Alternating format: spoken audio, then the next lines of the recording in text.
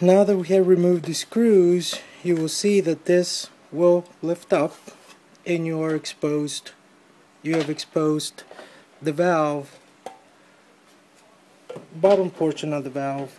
And if you have water disconnected to water flowing through, you will get some water coming out of these ports. So it is important that once you have these ports open, as you can see, you can lift the flapper right out, and they are in a series of rubber stoppers. Now, as water flows through here, it will push them open or close when the valve is in operation. So, if you're experiencing a pressure loss, most likely it's one of these two front ones that may have some debris caught up inside that needs for you to remove these from their ports. And what you want to do then is, you can see inside of there, okay, and what you want to do at this point is, since your water is off, you want to turn on your main water supply only a quarter of a turn, and you will see water start coming out of these ports. It will ooze.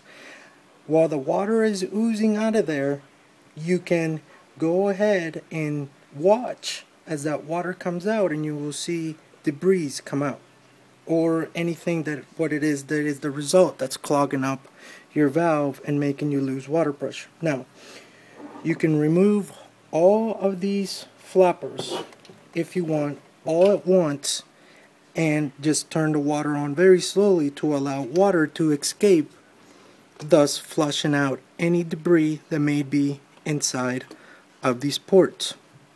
However, I would advise that you only take out the problematic one that you have identified as the reason why it will not open your valve and allow the water pressure to be normal as it once was.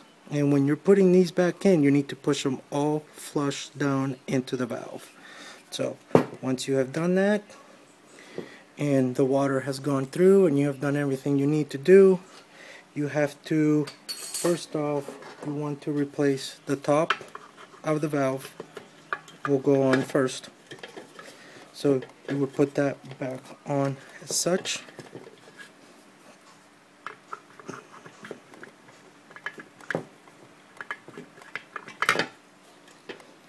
And you would want to start putting on your screws back into the valve. I want to make sure that you are lining up your screws correctly.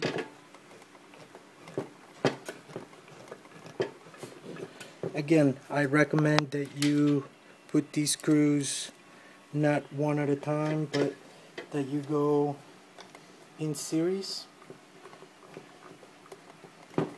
and not tighten them all down until you have put all the screws back in place.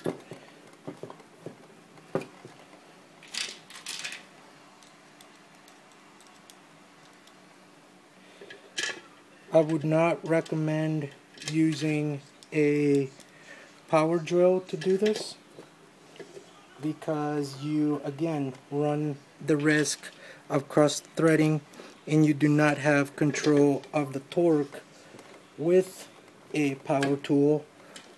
Although if you are power tool savvy, you could probably control that. I myself trust what the manufacturer has recommended, and that is that I manually tighten these by hand and not to use a power tool.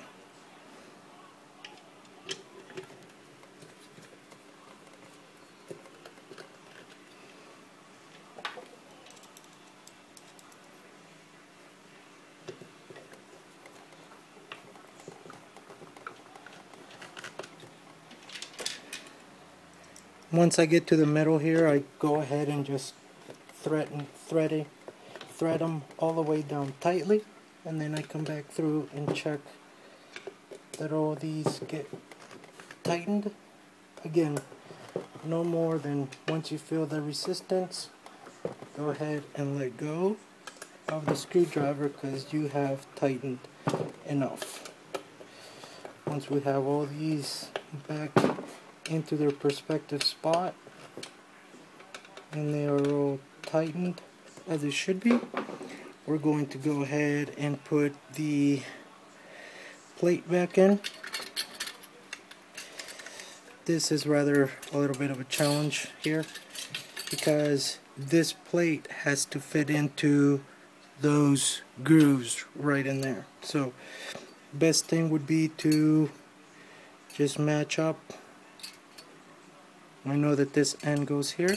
Does they match up? So then go ahead and start pushing the nails down in there.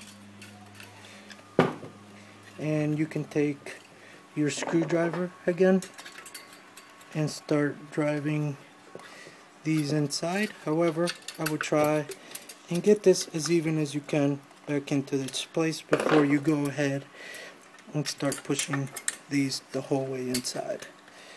Once you have the plate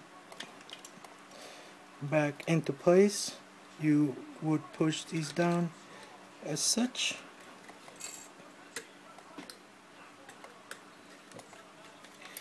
And then work on getting the rest inside of within the eyelet of the flapper.